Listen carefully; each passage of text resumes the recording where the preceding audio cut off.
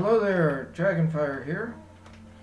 I'm coming at you with another video on Guns N' Roses. Now, I know I already did a long video on Guns N' Roses, but this time I just wanted to do an album ranking. I did an album ranking towards the end of my other video, and but that was a long video, a big review of all of Guns N' Roses um, discography and their history and stuff like that. I've talked about a lot of stuff. If not, video is over an hour long, so I'm going to keep this one pretty short. I'm just going to take their 6 studio albums and rank them from worst to best. Okay, let's start off with my choice for number 6, Chinese Democracy. I found this album just kind of boring, and nothing about it really stands out to me, and that's why it's my number 6.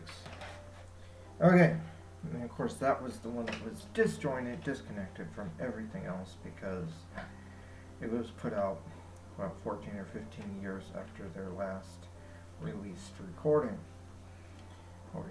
There had been a huge turnover in the band, all that kind of stuff was going on.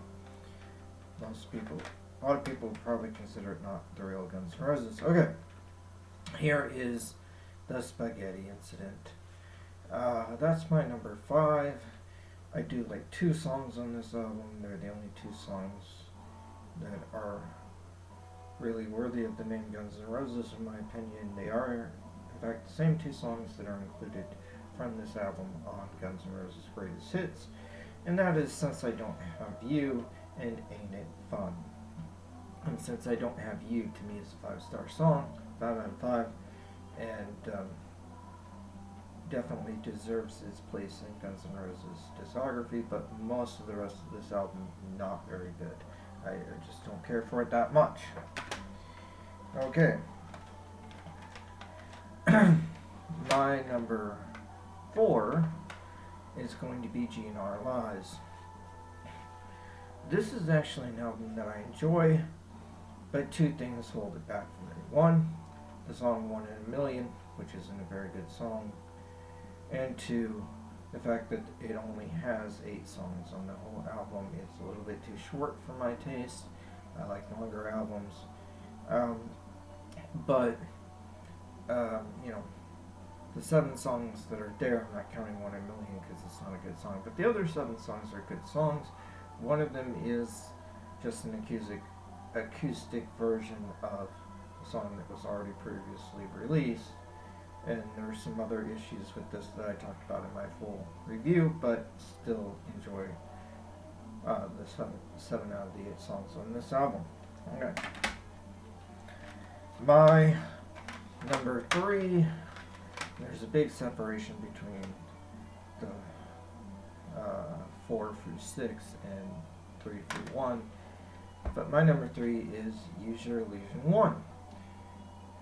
This is my number 3 because it has some great songs on it, and I enjoy listening to the whole thing. I know some people criticize the Use Your Illusion albums for being too long. I like long albums. Okay, so Live and Let Die, Don't Cry, Devil Talking Jive, November Rain are probably my favorite songs on here. Dead Horse is also, I think, pretty good. So, some really good stuff on this album. Should really check out this one, and the next 2 above it are must-owns, in my opinion. Okay. My number 2 is going to be Use Your Illusion 2. This one's got Civil War. It's got the other version of Don't Cry, 2 different versions.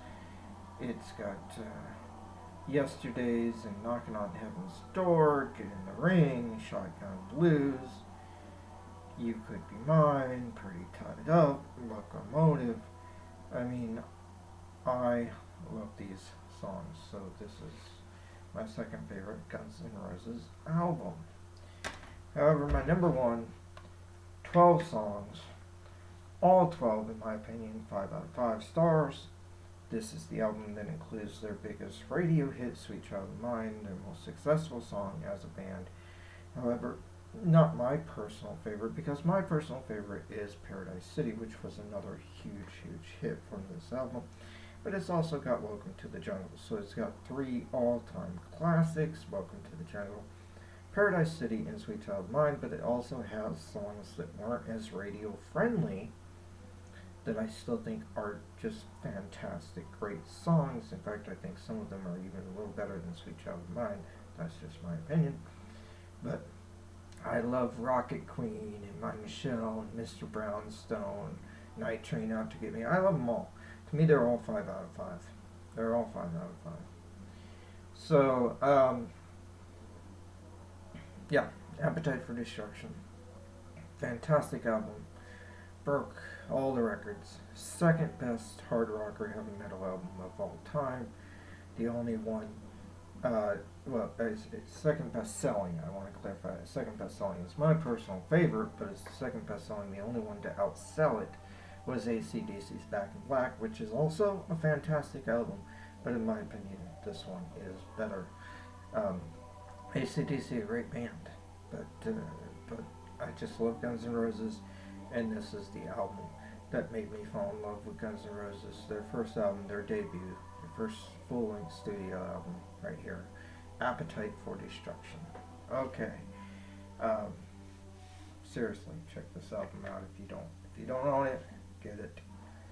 Listen to it all the way through on Spotify, whatever you have to do. Get this album. Alright. Have a wonderful day. Thank you for watching.